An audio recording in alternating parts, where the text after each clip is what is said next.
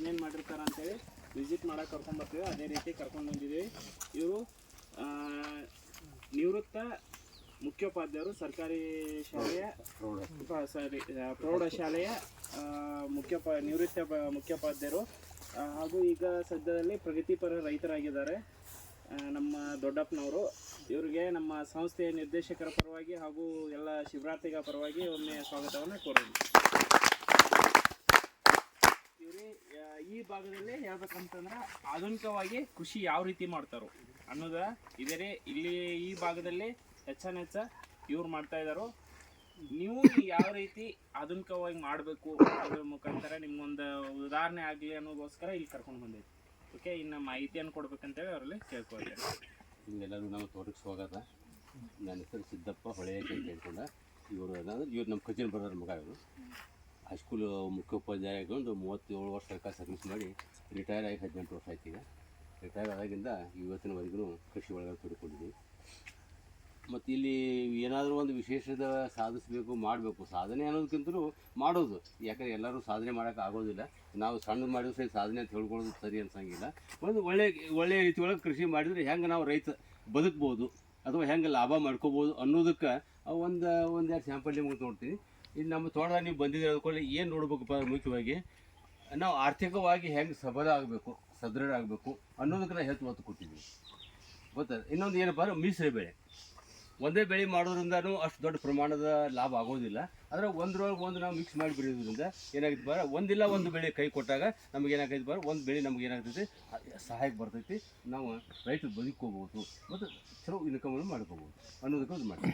ನಾವು ಮುಖ್ಯವಾಗಿದ್ರೊಳಗೆ ತೋಟಗಾರಿಕೆ ಬೆಳೆ ನಿಮ್ಗೆ ಗೊತ್ತಿದೆ. ಕೃಷಿ ಒಳಗೆ ಯಾವಾಗಲೂ ಒಕ್ಕಲ್ತನ ಬೇರೆ ಬರ್ತದೆ, ಕೃಷಿ ಬೇರೆ ಬರ್ತದೆ.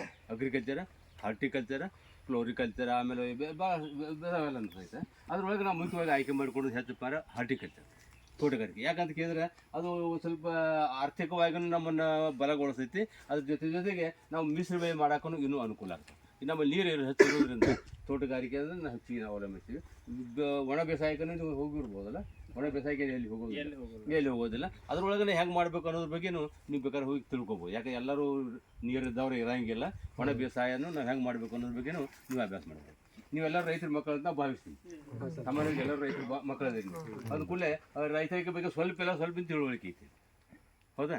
ಮುಖ್ಯವಾಗಿ ಏನಪ್ಪ ನಾವು ರೈತರೊಳಗೆ ತಿಳ್ಕೊಬೇಕಾದ್ರೆ ಮಣ್ಣನ್ನು ನಾವು ಯಾವ ರೀತಿಯಾಗಿ ಇಟ್ಕೋಬೇಕು ಅನ್ನೋದು.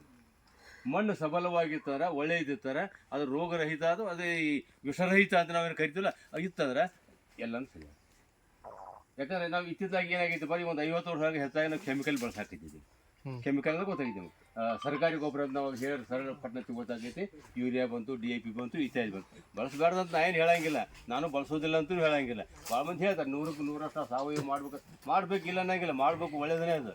ಬಟ್ ಅದು ಬಂದು ಮುಟ್ಟುವರೆಗೂ 1 ವರ್ಷಕ್ಕೆ ಆಗೋದಿಲ್ಲ, 2 ವರ್ಷಕ್ಕೆ ಆಗೋದಿಲ್ಲ. ಸಾವಯವ ಮಾಡ್ಬೇಕಂದ್ರೆ ಭಾಳಷ್ಟು ನಿರಂತರವಾಗಿ ಒಂದು ತಪಸ್ಸರಿ ಮಾಡ್ಬೇಕಾಗ್ತದೆ. ಅದ್ರ ಮೇಲೆ ಪ್ರಯೋಗಗಳು ಮಾಡ್ಬೇಕಾಗ್ತೈತಿ. ಅದು ಬಂದು ಮುಟ್ಟುವರೆಗೂ ಸ್ವಲ್ಪ ಪ್ರಮಾಣದೊಳಗೆ ಕೆಮಿಕಲ್ ಅಥವಾ ಈ ರಸಗೊಬ್ಬರವನ್ನು ಬಳಸ್ಕೊಂಡು ಸಹಿತ ನಾವು ಏನು ದೊಡ್ಡ ಸಮಸ್ಯೆ ಆಗಲಿಕ್ಕಿಲ್ಲ. ಅದಕ್ಕಾಗಿ ನಾನಾದರೂ ಹೇಳ್ತೀನಿ, ಇಲ್ಲಿವರೆಗೆ ಸಹಿತ ನಾನು ಅತಿಯಾಗಿ ಪೂರ್ತಿಯಾಗಿ ಸಾವಯವಕ್ಕೆ ಬಂದಿಲ್ಲ. ಅದು ಸಾವಯವದ ಅನ್ನೋದು ಲೆವೆಲ್ದೊಳಗೆ ನಾವು ಮುಂದುವರೆದ್ವಿ. ಈ ಹೊಲ ನಿಮಗೆ ನೋಡಿದ್ರೆ ಗೊತ್ತಾಗ್ತದೆ ಏನೇನು ಮಾಡಿದೆ ಅನ್ನೋದು ನಾವು ಹೇಳ್ತೀನಿ. ಈಗ ಮುಖ್ಯವಾಗಿ ನಾವು ಬೆಳೆ ಏನಪ್ಪ ಅಂದರೆ ನೀವು ನೋಡಿದರೆ ಕರಿಬೇವು ಮಾಡಿದ್ದೀನಿ. ಇದೊಂದು ವಿಶೇಷವಾದ ವಿಶೇಷ ರೀತಿ ಒಳಗೆ ಇಷ್ಟು ದೊಡ್ಡ ಪ್ರಮಾಣದ ಕರಿಬೇವನ್ನು ಯಾರೂ ಮಾಡಿಲ್ಲ, ಮಾಡೋದು ಇಲ್ಲ. ನಿಮಗೆ ಗೊತ್ತಿದ್ದ ಮಟ್ಟಿಗೆ ಹಾಳಿ ಮೇಲೆ ಒಂದು 10-20 ಗಿಡಗಳನ್ನ ಹಚ್ತಾರೆ. ಆಮೇಲೆ ಅವನ್ನ ಕಡ್ದು ಯಾವುದೋ ಒಂದು ಪ್ಯಾಟಿ ಒಳಗೆ ಹೋಗಿ ಅಥವಾ ಇಲ್ಲಿ ಹೋಗಿ ಮಾರ್ಕೊಂಬತ್ತಾರೆ. ಬೇಡ ತಮ್ಮ ಮನೆಗೆ ಬಳಸಿ ಉಪಯೋಗ ಮಾಡ್ಕೊತಾರೆ. ಇದು ನೋಡಿದ್ರೆ ನೀವು ನಾನು 3 ಎಕರೆ ಕರಿಬೇವು ಐತಿ. ಇದು 2 ಎಕರೆ ಐತಿ, ಅಲ್ಲೊಂದು ಎಕರೆ, ಇನ್ನೊಂದು ಎಕರೆ ಬಾಜುಕನ ಒಂದು ಹೊಲ. 3 ಎಕರೆ ನೀವು ಅನ್ಬೋದು. ಅದು ಹೆಂಗೆ ಮಾರ್ತೀರಿ ಹೆಂಗೆ ಏನಂತ ಹೇಳ್ಕೊಂಡು ಅದಕ್ಕೆ ಮಾರ್ಕೆಟೂ ಐತಿ. ನೀವು ಮಾಡೋರಿದ್ರೆ ಮಾರ್ಕೆಟೂ ಸಿಗ್ತೈತಿ. ಆಮೇಲೆ ಅದು ಬೆಳೆಯುವಂಥ ಪದ್ಧತಿ ಅತ್ಯಂತ ದೊಡ್ಡ ಕಠಿಣವಾದದ್ದು ಅಲ್ಲ, ಈಸಿ ಐತೆ. ಒಂದು 2-3 ರೋಗ ಬರ್ತಾವೆ, ಒಂದು ಸ್ವಲ್ಪ ಕೀಟ ಕಾಟದಾಗಿಲ್ಲ ಅನ್ನಂಗಿಲ್ಲ. ಅವಾಗ ನಾವೇನು ಮಾಡ್ತೀವಿ ಸ್ಪ್ರೇ ಮಾಡ್ಕೋತೀವಿ. ಆಮೇಲೆ ನಾರ್ಮಲಾಗಿ ಉಳಿದ ಬೆಳೆಗೆ ನಾವು ಏನು ಕೊಡ್ತೀವಿ ಅದೇ ರೀತಿ ಗೊಬ್ಬರ ಕೊಟ್ಕೊತ ಹೋಗ್ಬಿಟ್ರೆ ಅದು ಬೆಳಿತೀವಿ. ವರ್ಷಕ್ಕೆ 3 ಸಲ 4 ಸಲ ಕಟಾವು ಹಾಕ್ತೀವಿ. ಪ್ರತಿ 3 ರಿಂದ 3.5 ತಿಂಗಳಿಗೆ ಒಂದು ಸಲ ನಾವು ಏನು ಮಾಡ್ತೀವಿ ಕಟ್ ಮಾಡ್ತೀವಿ. ಈಗ ನೋಡಿರ್ಬೇಕಾದ್ರೆ ಮೊನ್ನೆ ಮುಗಿದೈತೆ ಕಟ್ ಮಾಡಿದ್ದೆ. ಮತ್ತು ಹಿಂದೆ ಮರಿ ಹೊಡ್ಯಾಕತ್ತೈತಿ. ಅದ್ರೊಳಗೆ ಹೋಗೋಣ. ಈಗ ಅದು ನಿಮಗೆ ಅದು ಇನ್ನೂ ಐಡಿಯಾ ಬರ್ತೈತಿ. ಮತ್ತು ಈಗ ಹಚ್ಚಿದ್ರೆ 3.5-4 ತಿಂಗಳಾಯ್ತು. ಈಗ ಇದು 4 ತಿಂಗಳು ಬಂತು ಅಂದ್ರೆ ಇನ್ನು ಇದು ಕಟಾವು ಬರ್ಬೇಕಾದ್ರೆ ಒಂದು 2-2.5 ತಿಂಗಳು ಹೋಗ್ಬೋದು. ಒಂದೇ ಸಲ ಒಂದು 6-7 ತಿಂಗಳು ಆಗ್ತದೆ. ಅವ್ರು ಬಂದು ಹೋಗ್ತಾರಮ್ಮ. ಅದನ್ನ ಹೇಳ್ಬೇಕು, ಮಾರ್ಕೆಟ್ 5 ಅಂತ ಹೇಳಿದೆಲ್ಲ ಇದನ್ನ ಹೇಳ್ಬೇಕಾದ್ರೆ ಇದನ್ನ ಮಾರುವಂಥ ಸಲುವಾದ ಈ ವೆಜಿಟೇಬಲ್ ನಮ್ಗೆ ಓದಿ ಕಾಯಿಪಲ್ಲೆ ಮಾರ್ಕೆಟ್ಗಳದಾವ. ಬೆಳಗಾದಾಗಂತೂ ಭಾಳ ದೊಡ್ಡ ಮಾರ್ಕೆಟ್ ಐತಿ. ಅಲ್ಲಿ ಒಂದು 10-20 ಜನ ಬರೀ ಕರಿಬೇವನ್ನು ಮಾಡ್ತಾರೆ, ಬೇರೆ ಏನು ಮಾರಂಗಿಲ್ಲ ಅವ್ರು. ಇನ್ನೊಂದು ಹೇಳ್ಬೇಕು, ಘಟಪ್ರಭಾದೊಳಗೆ ಯಾರು ಘಟಪ್ರಭಾವ ಶಿಲ್ಪದಾರದ್ರಿ ಇಲ್ಲಿ ಯಾರದ್ರಿ ಘಟಪ್ರಭಾದವ್ರ ಹೋಗ್ತಾರೆ ನಮ್ಮಲ್ಲಿ ಬಂದು. ಅವು ಕೆಂಚಪ್ಪ ಅಂತ ಒಬ್ಬದಾನ ಆಯ್ತು, ಅವರು ಯಾರು ಘಟಪ್ರಭಾವ ಬಾಜುಕನ ಐತೆ ಅದು ರಾಜಾಪುರದವನ ಅವನು ಕೆಂಚಪ್ಪ ಅಂತ ಹೇಳ್ಕೊಂಡು ಅವ್ ಏನು ಮಾಡ್ತಾನಪ್ಪ ಅಂದ್ರೆ ಅಡ್ವಾನ್ಸ್ ನಿಮ್ಗೆ ಇನ್ನೂ ನಂಬೋದಿಲ್ಲ ನೀವು. ಕಬ್ಬಿಂದು ನೀವು ಹೋದ ನಂತರ 10,000 10 ತಿಂಗಳಿಗೆ ಯಾರು ರೊಕ್ಕ ಬರೋದಿಲ್ಲ. ನನ್ನ ಕಿಶೆದಾಗ 10,000 ರೂಪಾಯಿ ಅಡ್ವಾನ್ಸ್ ಕೊಟ್ಟಿಗೆ ನನಗೆ ಮನೆ ಹೋಗುವಾಗ 10,000 ರೂಪಾಯಿ ಅಡ್ವಾನ್ಸ್ ಯಾರಿಗೂ ಕೊಡಂಗಿಲ್ಲ ಸರ್, ನನಗೆ ಕೊಡ್ಬೇಕ್ರಿ ಅಂತ ಹೇಳ್ಕೊಂಡು. ಇದು ಏನು ತೋರಿಸ್ತಪ್ಪ ಅಂದ್ರೆ ನಾವು ಮಾರ್ಕೆಟಿಂಗ್ ಹೆಂಗೆ ಮಾಡ್ಬೇಕು ಅನ್ನೋದು ಏನು ಸಿಗ್ತೈತಿ, ಯಾವುದಕ್ಕೆ ಸಿಗ್ತೈತಿ ಲಾಭ ಅದನ್ನ ಅರ್ಥ ಮಾಡ್ಕೊಂಡು ಆ ಬೆಳೆ ಮಾಡ್ಬೇಕು. 10,000 ರೂಪಾಯಿ ಮನೆ ಹೋಗುತ್ತೆ ಲಾಸ್ಟ್ ಇದು ಮುಗಿಸ್ಕೊಳ್ಳೆ ಸರ್ ಇವ್ನು ಇಟ್ಕೋರಿ ಅಂತಂದು. ಯಾಕಪ್ಪ ಎಲ್ಲ ಮುಗಿದೈತೆ ಲೆಕ್ಕಪದ ಕರೆಕ್ಟ್ ಐತೆ ಅಂದರೆ ಮುಂದಿನ ಸಲ ನನಗೆ ಕೊಡ್ರಿ ಅಂತ. ಇದನ್ನ ಅರ್ಥ ಮಾಡ್ಕೋಬೇಕು ನಾವು. ಇದು ಏನೈತಪ್ಪ ಇದು ರೈತರು ನಾವು ಯಾಕೆ ನಾವು ಫೇಲ್ ಆಗ್ತೇವೆ, ಎಲ್ಲಿ ನಾವು ಉಳಿತೀವಿ ಅನ್ನೋದು ನಾವು ಮಾಡೋದ್ರಾಗ ತಪ್ತೀವಿ. ಇಂಥ ಬೆಳೆಗಳನ್ನ ಯಾಕೆ ಮಾಡಬಾರ್ದು? ಇಂಥ ಒಂದೇ ಅಂತ ಹೇಳಿಲ್ಲ ಅಂದರೆ ಇದು ಒಂದು ಇದು ಇಂದು ಸಾಕಷ್ಟು ಅದು. ಇದನ್ನು ನೀವು ಮಾಡ್ಕೊಳಕ್ಕೆ ಅಡ್ಡಿಲ್ಲ. ಇದು ಕರಿಬೇವ ಇದು ನಿಮ್ಮ ಇದು ಕೊತ್ತಂಬರಿ ಇದು ನೋಡಿದ್ರಿ, ಇದು ಪ್ಲಾಟ್ ಕರಿದು ಕಾಣಿಸ್ತಿಲ್ಲ ಈಗ. ಮತ್ತು ಈಗ ಅದನ್ನು ಹಾಕಿದ್ದೀನಿ. ಇದಕ್ಕೆ ಮೊನ್ನೆ ಇದಕ್ಕೆ 70,000 ರೂಪಾಯಿ ಗುತ್ತಿಗೆ ಕೊಡ್ಬೇಕು. ಅವು ಘಟಪ್ರಭಾವರು ಬರ್ತಾರೆ ಇಲ್ಲಿ. ಅದಕ್ಕೆ ಮುಂದೆ ಮತ್ತೆ ಹಾಕಿದ್ವಿ ನೋಡ್ರಿ, ಅದು ಸೆಕೆಂಡ್ ಟೈಮ್ ಹಾಕಿದ್ವಿ ಅದನ್ನು.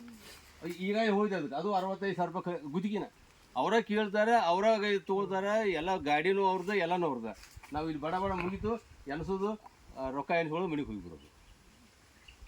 ಈ ಥರದ್ದು ಬೆಳೆಗಳಿದಾವೆ, ಈ ಥರದ ಬೆಳೆಗಳಿದಾವೆ. ಸ್ವಲ್ಪ ನಾವು ಅದ್ರಾಗ ನಾವು ಮುಂದುವರಿಬೇಕು. ಇದು ಒಂದಂತ ಹೇಳಿದ್ರೆ ಕರಿಬೇವು, ಕೊತ್ತಂಬರಿ ಇವೆಲ್ಲ ನಿರಂತರವಾಗಿ ನಾವು ದಿನಬಳಕೆಗೆ ಬೇಕೇ ಬೇಕು. ದಿನಬಳಕೆ ದಿನ ಬೇಕು. ದೊಡ್ಡ ಬೆಳೆನೂ ಅಲ್ಲ. ಕರಿಬೇವು ನೋಡ್ಬೇಕಾದ್ರೆ ಇದು 3 ತಿಂಗಳಿಗೆ ಒಮ್ಮೆ ಕಟಾವು ಆಕೈತಿ. ಅದು ವರ್ಷದಾಗ 6ರಿಂದ 7 ಸಲ ನಾವು ಇದು ಕೊತ್ತಂಬರಿಗೆ ಬೆಳಿಬೋದು. ಒಂದೂವರೆ ತಿಂಗಳಿಗೆ ಒಂದು ಮೆಂತ್ಯ ಹಾಕ್ಬೋದು. ಇವೆಲ್ಲಕ್ಕೂ ಗಿರಾಕಿ ಅದಾವೆ ಅನ್ಬೋದು. ಏನು ಈಗ ಭಾಳ ಸೋಯ್ ಆಗೈತಲ್ಲ ಈಗ. ಹೌದು ಸೋಯ್ ಆಗ್ತೈತಿ. ವರ್ಷದಾಗ ನಾವು 7 ಬೆಳೆ ತೆಗಿದೀವಿ ಅಂತ ಇಟ್ಕೊಳ್ಬೇಕಾರೆ 7ರಿಂದ 8 ಬರ್ತಾವೆ ಅಂತ ಇಟ್ಕೊಳ್ರಿ. ಅದ್ರಾಗ ಒಂದು 2-3 ಬೆಳೆ ಹಗ್ಗ ಹೋಗ್ತೈತೆ ಅಂತ ಇಟ್ಕೊಳ್ರಿ. ಸದ್ಯಾಗ ಅಂತ ಸದ್ಯಾಗ ಬೇಡ ಅವ್ರು ಕೊಡೋದು ಬೇಕಾಗಿಲ್ಲ. ಹೊಡೆದು ಮುಚ್ಚು ನಾವು 2-3 ಬೆಳೆಗೆ ಹತ್ತೈತಿ ರೇಟ. 2-3 ಬೆಳೆ ಪ್ರತಿ ಎಷ್ಟಕ್ಕನ್ನ ನಾವು ನೋಡ್ರಿ 70,000-75,000 ರೂಪಾಯಿ ಕೊಟ್ಟಿನಂದ್ರೆ ಇಂಥವು 2 ಬೆಳೆಗೆ ಅಂತ 1.5 ಲಕ್ಷ ಆಗ್ತವೆ ಇಲ್ಲ, ಏನೂ ಖರ್ಚಿಲ್ಲ. ಅದು 1.5 ಲಕ್ಷ ಕಬ್ಬಿನಾಗ ಯಾವಾಗ ಉಳಿಬೇಕು? ಕಬ್ಬಿನವ್ರಿಗೆ ಉಪ್ಪಿಟ್ಟು ಚಾ ತಿನಿಸಿ ಸಾಕಾಗೈತಿ ಯಾರಿಗೆ? ನಿಮಗೂ ಅನುಭವ ಐತೆ ಅದೆಲ್ಲ. ಅದಕ್ಕೆ ಆ ಫೀಲ್ಡ್ಗೆ ಹೋಯ್ದು ಅಂದ್ರೆ ಅದ್ರ ನಮ್ಗೆ ಏನೂ ಲಾಭ ಆಗಿಲ್ಲ. ಯಾರು ಹೋಗ್ಬೇಕಪ್ಪ ಅಂದ್ರೆ ದುಡಿಯೋರು ಬೇಡ, ಊರಾಗ ಹಿರಿತನ ಮಾಡ್ಕೊತ ಆಮೇಲೆ ಇದನ್ನು ಮಾಡ್ಕೊತ ಆಟಾಡ್ತಾರೆ, ರಾಜಕಾರಣ ಮಾಡ್ಕೊತ ಕಾಯ್ಕೆ ಕೂತ್ಕೊಂಡು ದೊಡ್ಡ ಪುರಾಣ ಹೇಳ್ಕೊತ ಹೋಗ್ತಾರಲ್ಲ, ಅವ್ರಿಗೆ ಕಬ್ಬು ಬಂದಷ್ಟು ಬಂತು, ಹೋದಷ್ಟು ಹೋಯ್ತು. ನಾವು ಬದುಕಬೇಕನ್ನುವಂಥ ಬಂದಿಗೆ ಇಂಥ ಸಣ್ಣ ಬೆಳೆಗಳನ್ನ ಹುಡುಕೊಟ್ಟು ನೀವು ಇದೊಂದು ಹೇಳಿ ಇನ್ನೂ ಭಾಳ ಇನ್ನೊಂದು ಹೇಳ್ತೀನಿ. ಭಾಳ ಸಣ್ಣ ಬೆಳೆ ಐತಿ ಪುದೀನ, ಖರ್ಚೇ ಇಲ್ಲ. ಹಾಗಾಗಿ ಅದಕ್ಕೆ ಖರ್ಚು ಬೇಕಾಗಿಲ್ಲ, ರೊಕ್ಕ ಬೇಕಾಗಿಲ್ಲ, ಏನು ಬೇಕಾಗಿಲ್ಲ. ಗೊತ್ತೈತಿ ಪುದೀನ ನೋಡಿದ್ರಿ ಎಲ್ಲದಕ್ಕೂ ಬಳಸ್ತಾರೆ. ಅದನ್ನು ಗಡ ಬರ್ಬೇಕಂತ ಭಾಳ ಮಾರ್ತೈತೆ. ಅದು ಎಕರೆಗಟ್ಟಲೆ ಹಚ್ತಾರೆ. ಪ್ರತಿ ಇಷ್ಟು ಸೂಡು ಕೊಡ್ತೀವಿ, ಇಷ್ಟೇ ಸುಡಕ್ಕೆ 2, 3, 4, 2 ರೂಪಾಯಿ ಹೋಗ್ತೈತೆ ಇಟ್ಕೊಂಡು ಮಿನಿಮಮ್. ಹೌದಾ? ದಿವಸ ನೀವು ಒಂದು ಅರ್ಧ ಎಕರೆ ಇದು ಇಷ್ಟೇ ನಾವು ಹಚ್ಚಿದ್ವಿ ಜಾಗಕ್ಕೆ ಏನಾಗಿದೆಪ್ಪ ಹೇಳಿ ನೋಡೋಣ. ನಾವು ಪ್ರತಿ ದಿವಸ ಒಂದು 500 ಸುಡಕ್ಕೆ ಹೋದ್ರೆ 1,000 ರೂಪಾಯಿ ಬಂತು. ಪ್ರತಿ ದಿವಸಕ್ಕೆ 1,000 ರೂಪಾಯಿ ಬಂತು. 365 ದಿವಸಕ್ಕೆ ಲೆಕ್ಕ ಹಾಕ್ರಿ ಎಷ್ಟು ಸಾವಿರ ಆಕೈತಿ? 3-3.5 ಲಕ್ಷ ರೂಪಾಯಿ ನಾವು ಅರ್ಧ ಎಕರೆ ಗಳಿಸ್ಕೋಬೋದು. ಬಂದೇ ಬರ್ತೈತಿ, ಡೆಫಿನೆಟ್ಲಿ ಬರ್ತೈತಿ. ಇಂಥವಕ್ಕೆ ನಾವು ಯಾಕೆ ನಾವು ಹೋಗ್ಬಾರ್ದು? ಇಂಥವ್ಗೆ ಯಾಕೆ ಹೋಗ್ಬಾರ್ದು? ನೋಡೋಕೆ ಸಣ್ಣ ಬೆಳೆ, ಅದ್ರಾಗ ಏನೂ ಇದಿಲ್ಲ, ಖರ್ಚು ಇಲ್ಲ. ನೋಡೋಕೆ ಬಿಡಪ್ಪ ಅವೇ ಪುದೀನ ಹಾಕ್ತಾನೆ, ಅವೇ ಬಿಡಪ್ಪ ಕೊತ್ತಂಬರಿ ಬೇಯ್ತಾನೆ ಅನ್ನುವಂಥ ಬೆಳೆಯಾಗ ಲಾಭ. ನಾ ಏನು ಹೇಳ್ತೀನಪ್ಪ, ಇದಕ್ಕೆ ಮುಂದೆ ಬರ್ಬೇಕು. ಮತ್ತು ಇನ್ನೇನು ಬರಬೇಕು? ಇದು ದಿನನಿತ್ಯ ಅಥವಾ ವಾರಕ್ಕೊಮ್ಮೆ ತಿಂಗಳಿಗೊಮ್ಮೆ ಬರುವಂಥ ಬೆಳೆ ಆಯ್ತು. ಇವಾಗ 3 ತಿಂಗಳಿಗೊಮ್ಮೆ ಬರುವಂಥ ಕರಿಬೇವು ಅದಾವೆ. ಇನ್ನು ಅದಕ್ಕಿಂತ ಹೆಚ್ಚಿನ ಏನು ಬರ್ತಾವೆ ಹೇಳಿ ನೋಡೋಣ. ಕಬ್ಬು ಅದಾವೆ, ಭಾಳ ಹೊಲ ಇದ್ರೆ ಮಾಡಿಕೊಡ್ರಿ, ಬೇಡ ಅನ್ನಂಗಿಲ್ಲ. 1 ಎಕರೆ 2 ಎಕರೆ 3 ಎಕರೆ ಕಬ್ಬು ಹಚ್ಕೊಡ್ರಿ. ಆಮೇಲೆ ಟೊಮೆಟೊ ಬೆಳೀರಿ, ಅದು 3 ತಿಂಗಳು 4 ತಿಂಗಳು ಬೆಳೆ ಬರ್ತೈತಿ, ರೊಕ್ಕ ಬರ್ತೈತಿ. ಈ ರೀತಿ ಒಳಗೆ ನಾವು ಅದನ್ನು ಮಾಡ್ಕೋತ ಹೋಗ್ಬಿಟ್ರೆ ಏನಾಗೈತಪ್ಪ ಅಂದ್ರೆ ನಮಗೆ ಯಾವುದೂ ರೀತಿ ಬಡತನೂ ಬರೋಂಗಿಲ್ಲ, ರೊಕ್ಕದ ಕೊರತೆನೂ ಹೋಗಂಗಿಲ್ಲ. ಪ್ಲ್ಯಾನಿಂಗ್ ಬೇಕು, ಅಗ್ರಿಕಲ್ಚರ್ ಪ್ಲ್ಯಾನಿಂಗ್ ಅಂತಾರೆ ಅವ್ರು. ಯಾಕೆ ಒಂದು ಸ್ವಲ್ಪ ಲೆಕ್ಕ ತೊಗೊಳಿದ್ರೆ ಇವೆಲ್ಲ ಇಂಟ್ರೆಸ್ಟ್ ಅದಾರ ಕೂಡಲೇ ಸ್ವಲ್ಪ ಡೀಟೇಲಾಗಿ ಹೇಳ್ತೀನಿ. ನಾವು ಮಾಡಿದ ಪ್ರಾಕ್ಟಿಕಲ್ ಆಮೇಲೆ ನೋಡಿರ್ತೀನಿ ಇವೆಲ್ಲ. ನಾ ಅದೇ ಥರನೇ ಮಾಡಿದ್ದೀನಿ. ಲಿಂಬು ಅದಾವ, ಡಿಮ್ಯಾಂಡ್ ಐತಿಲ್ಲ ಅದಕ್ಕೆ. ಲಿಂಬು ಐತಿ, ಏನಪ್ಪ 1 ಎಕರೆಗೆ ಒಂದು ಭಾಳ ಅಂದ್ರೆ 100-120 ಗಿಡ ಕೊಂಡಿರ್ತಾವೆ. ಹಚ್ಚಿರಿ, ಅದಕ್ಕೊಂದು ಸ್ವಲ್ಪ ವ್ಯವಸ್ಥಿತವಾಗಿ ನೀವು ಅದಕ್ಕೆ ಏನು ಗೊಬ್ಬರ ಕೊಡ್ರಿ, ನೀರು ಹಾಕ್ರಿ, ಆಟೋಮೆಟಿಕ್ಲಿ ಏನಾಗೈತೆ ನೋಡೋಣ. ಎಷ್ಟು ಕಾಯಿ ಹೇಳಿದ್ರೆ ನೀವು ಇನ್ನೊಂದು ನಮ್ಗೆ 2-3 ಗಿಡ ನೋಡಿರ್ತೀವಿ.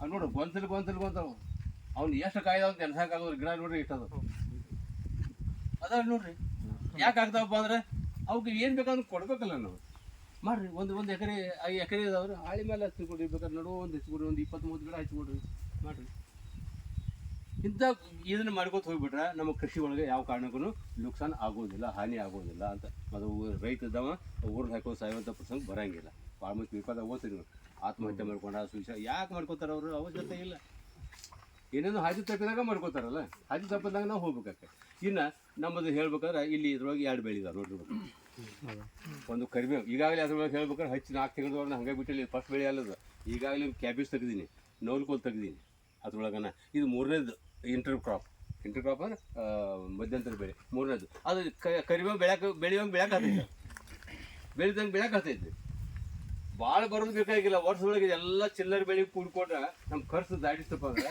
ಅದು ಕರಿಬೇವು ಏನು ಹಾಕಿದ್ದ ಒರಿಜಿನಲ್ ಇಂದ ಅಷ್ಟು ಉಳಿದ್ರೆ ಸಾಕು ನಿಮ್ಮಲ್ಲಿ ಅಷ್ಟು ಉಳಿಲಿ ಉಳಿದೆಲ್ಲ ಖರ್ಚು ದಾಟಿಸ್ತದೆ ಇದು ಹಂಗೆ ಮಾಡಿ ಇನ್ನೂ ಒಂದು ಇದು ಮಾಡಿದ್ರೆ ಕಲ್ಲಂಗಡಿ ತರೋನು ಹಾಕಿದ್ರಿ ಒಂದು 2,000 ತರೋ ಹಾಕಿದ್ರಿ ಕಲ್ಲಂಗಡಿ ಅದ್ರಾಗ ಹಚ್ಚಿ ಟ್ರಯಲ್ ಮಾಡ್ತೀವಿ ಅಲ್ಲೆಲ್ಲಿ ಹಚ್ಕೊಂಡು ಅಕಸ್ಮಾತ್ ಇದನ್ನು ನೋಡ್ಕೊಂಡು ಹೋಯ್ತು ಕರಿಬೇವ ಉಳಿತೈತಿ ಆಮೇಲೆ ಕಲ್ಲಂಗಡಿ ನೆಲಕ್ಕೆ ಹಬ್ಬತೈತಿ ಅದಕ್ಕೆ ಅಡಚಣೆ ಏನು ಆಗಂಗಿಲ್ಲ ಅದು ಬರ್ತೈತಿ ಈ ಸೀಸನ್ ಮಳೆ ಬೇಸಿಗೆ ಸೀಸನ್ ಬಂದೈತಿ ಒಂದು 2,000 3,000 ಮಾಡಿದ್ದಾನೆ ಯಾರು ಅದು ನಮ್ಮ ನರ್ಸರಿ ಒಳಗೆ ತೋರಿಸ್ತೀನಿ ಅಂದರೆ ಹಚ್ಚಿಬಿಡು ಪ್ರಯೋಗ ಮಾಡ್ಕೋತಾ ಇರೋದು ಯಾರು ನಮಗೆ ಯಾರು ಹೇಳಂಗಿಲ್ಲ ಯಾರು ತಿಳುವಳಿಕೆ ಅವರು ಇಲ್ಲ ಯಾವ ಅಧಿಕಾರಿಗಳಿರಲಿ ವಿಜ್ಞಾನಿಗಳಿರಲಿ ಕೃಷಿ ವಿಜ್ಞಾನಿ ಯಾರೇ ಇರಲಿ ಎಲ್ಲರೂ ನಿಮಗೆ ಹೇಳೋರು ದಾಟಿ ಹೋಗಾರ ಮಾಡೋರು ಯಾರು ಬಂದ್ರೆ ನಾವು ನಿಜವಾದ ವಿಜ್ಞಾನಿಗಳಂದ್ರೆ ನಾವು ಎಲ್ಲ ನಾವು ಪ್ರಾಕ್ಟೀಸ್ ಮಾಡ್ಕೋಬೇಕು ಟ್ರಯಲ್ ಆ್ಯಂಡ್ ಎರರ್ ಮಾಡಿದ್ವಿ ಚಲೋ ಬಂತು ಮುಂದುವರ್ಸ್ ಮಾಡು ಸುಮಾರು ಬಂತು ಬಿಟ್ಬಿಡು ಇಷ್ಟೇ ಸುಮಾರು ಬಂತು ಬಿಟ್ಬಿಡು ಮತ್ತೊಂದು ಮಾಡು ಈ ಥರ ಮಾಡ್ಕೋತ ಹೋದ್ರೆ ಅಂದ್ರೆ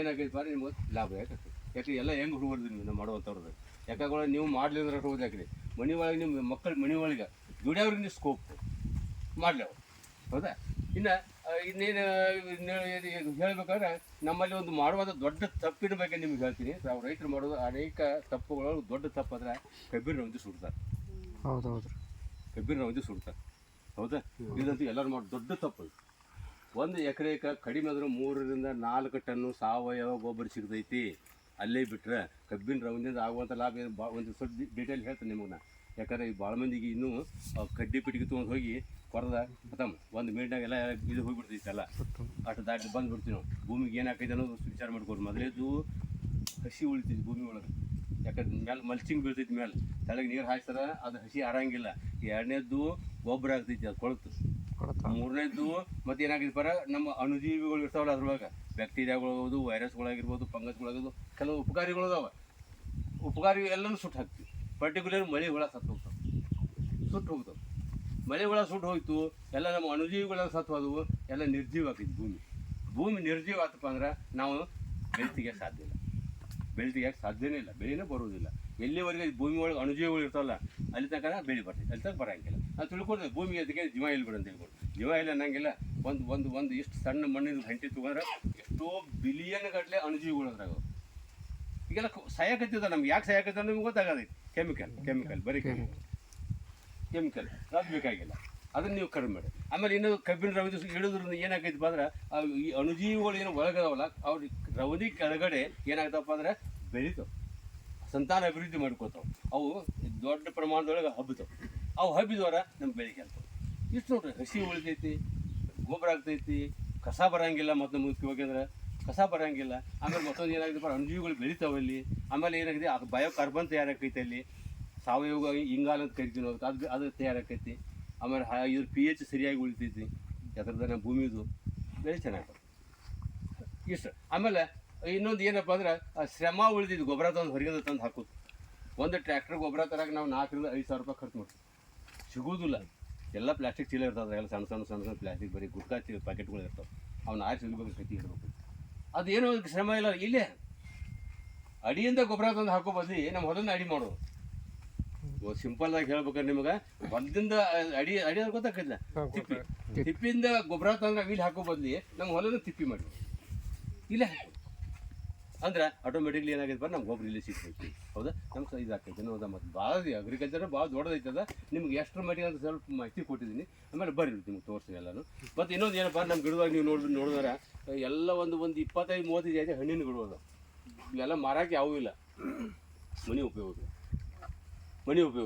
ಎಲ್ಲ ಈ ಮಾವಿನ ಗಿಡಗಳು ಕಾಣ್ತಾವೆ ನಿಮ್ಗೆ 7-8 ಕಾಯಿ ಅಂದ್ರೆ ಅದ್ರ 5-6 ವೆರೈಟಿ ಮಾವಿನ ಗಿಡಗಳು ಹೆಸರು ಐತಿ ಆಪೂಸ್ ಐತಿ ಪೈರಿ ಐತಿ ಗೋವಾ ಐತಿ ಕಾಯಾದಾಗ ಎಲ್ಲ ಗೊತ್ತಾಗಿದೆ ಅವೆಲ್ಲನೂ ಮನೆಗೆ ತಿನ್ನಕಲ್ಲ ಅದು ನಮ್ಮ ಬೀಜರು ಕೊಡಾಕತ್ತ ಮಾರುವುದು ಇದನ್ನು ಮಾಡ್ಬೋದು ಏನು ದೊಡ್ಡ ವಿಷಯ ಇಲ್ಲ ಇನ್ನೊಂದು ಏನಪ್ಪ ಅಂದ್ರೆ ಇಲ್ಲೊಂದು ಎಕ್ಸಾಟಿಕ್ ಫ್ರೂಟ್ಸ್ ಅಂತೀವಿ ನಾವು ಬೇರೆ ಪರದೇಶಿ ಹಣ್ಣುಗಳು ಅವಕಾಡೋ ಐತಿ ತೋರಿಸಿ ನಿಮಗೆಲ್ಲ ಒಂದು ಎಲ್ಲ ನೀವು ನೋಡ್ಬೋದು ಹೋಗಿ ಆಮೇಲೆ ಬಾರಿಗೆ ಹಣ್ಣಿನ ಗಿಡ ಐತಿ ಆಮೇಲೆ ದಾಲ್ಚಿನ್ನಿ ಗಿಡ ಐತಿ ದಾಲ್ಚಿನ್ನಿ ಗಿಡ ಅಡಿಗೆ ಒಳಗೆ ಅಡಿಗೆ ಅಂದ್ರೆ ಬೇಕಲ್ಲ ಹೆಣ್ಮಕ್ಳು ಕೊಂಡು